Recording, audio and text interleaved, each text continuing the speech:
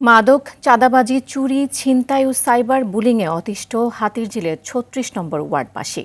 রাজধানী হাতিরঝিল থানা আয়োজিত ওপেন হাউস ডেতে পুলিশের কাছে এমন অভিযোগ করেন স্থানীয়রা। এ সময় বিএনপির পরিচয় দিয়ে কেউ অপরাধ করলে তাদেরকেও আইনের আওতায় আনার দাবি জানান হাতিরঝিল থানা যুবদলের সাবেক সাধারণ সম্পাদক মুন্তাকিম সারোয়ার রিকি।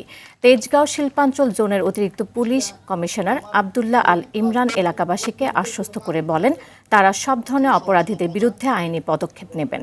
মাদক কারবারি, মাদক ব্যবসায়ী যারা আছে তাদেরকে আপনারা এই মোবাইল ট্যাগ করে আপনারা অ্যারেস্ট করতে পারেন 24 ঘন্টার ভিতরে। তারা বিক্রি করে, মূলত তাদের নির্মূল না করা পর্যন্ত যারা সেবন করে তারা কিন্তু সেবন করে যাবে। এই বিক্রি যারা করে তাদেরকে আপনারা অ্যারেস্ট করেন। আমার দরজা ভাঙা চাপাটি দিয়ে আমাকে ভয় দেখায় বলমারে আইসা বসে রাস্তায়। আমি সবাইকে ডাকতেছি, কেউ আমার পাশে আসে না। থানায় আসছি, এখন তোমরা থানায় যাও না, আমি এটা সকালে বিচার দেখবো। এরপরে আমি আর কিছু বিচার পাইলাম না স্যার আপনাদের কাছে।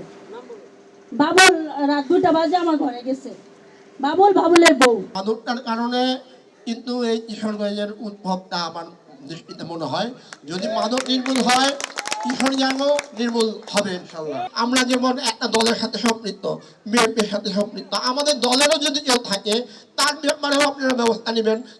আইনের মধ্যে চলবে এবং আইনের ধারায় আপনারা ব্যবস্থা নেবেন। মাদক নিয়ে আসলে শুধু যে পুলিশ প্রশাসন টেনশন করে ব্যাপারটা এরকম না, বা আপনারা যে গার্জিয়ান টেনশন করেন, রাষ্ট্রের সর্বোচ্চ পর্যায় থেকে মাদক নিয়ে সর্বোচ্চ গুরুত্ব দিয়েই কাজ করা হচ্ছে। কিন্তু আমাদের সমাজ ব্যবস্থায় মাদক এমনভাবে রন্ধ্রে রন্ধ্রে পৌঁছে গেছে যে এইটাকে সামাজিক প্রতিরোধ এবং রাজনৈতিক সদিচ্ছা সাথে পুলিশি কার্যক্রম সাথে আমাদের মাদক নিয়ন্ত্রণের জন্য আরও একটা অধিদপ্তর আছে, মাদক নিয়ন্ত্রণ অধিদপ্তর।